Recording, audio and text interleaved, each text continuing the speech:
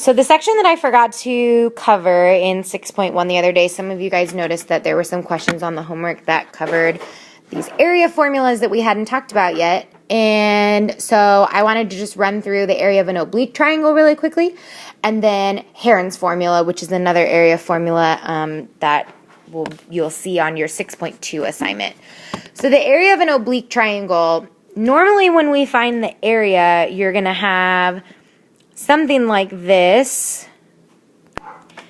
And so you may or may not have a right triangle. If that was a right triangle at the bottom, it's pretty close. Then you'd have your base and your height. But otherwise, you have to drop out this altitude from the side and measure it that way, or maybe you have to measure this way in order to use the area triangle or the area formula for a triangle that we know. So if you're not going to be able to use that, if all I know are the side lengths and not the length of that altitude, then we can use this formula for the area of an oblique triangle. And so it's real similar when we do the law of cosines, that whatever angle you're using, you're going to use the two other sides. So it's 1/2 times BC sine A. So notice we're doing the sine of angle A, so we multiply by sides B and C. If I'm doing the sine of angle C, I'm going to multiply by A and B. If I'm doing the sine of B, I'm going to multiply by A and C. So the angle and then the two sides that are not opposite the angle that you're talking about. So if we look at this example here on number 5, it says find the area of a triangle having two sides of length 24 meters and 10 meters and an included angle. If you remember from geometry, that means in between the two sides. An included angle of 62 degrees. So if you're having a hard time visualizing that, it looks something like this. So we have 24 meters on one side, 10 meters on the other, and then this angle here would be 62 degrees.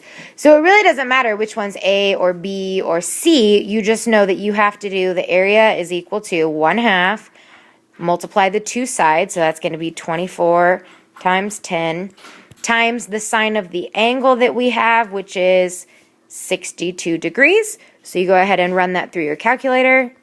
And so I come up with 105.95, and since it didn't tell us how to round, let's go ahead and round up to about 106 meters squared for the area of that triangle. So we did not have to know that perpendicular height in order to be able to find the area. So that's one, and you might see those on your 6.1 homework assignments. Now the other one that you may have encountered on your 6.2 assignment is this one here, Heron's formula. So Heron was a mathematician, and he came up with this formula. And so you don't actually have to know any of the angles in order to use Heron's formula. If you just know all of the side lengths, then you can come up with the area of a triangle. So the area is going to be equal to the square root of all of that stuff. And you see that we have that number S in there. So S represents 1/2 of the perimeter. So add all the sides, divide by 2, and that's going to give you the value of S. So if we look at this example here, we want to find the area of a triangle with sides 12, 16, and 24 yards. And it says go ahead and round to the nearest square yard. So the first thing we have to do is figure out S. So to do that, we're going to add up all the sides and divide by 2. So you should be coming up with 26 when you do that. And so now we're going to put in the 3 side lengths and S into that square root formula.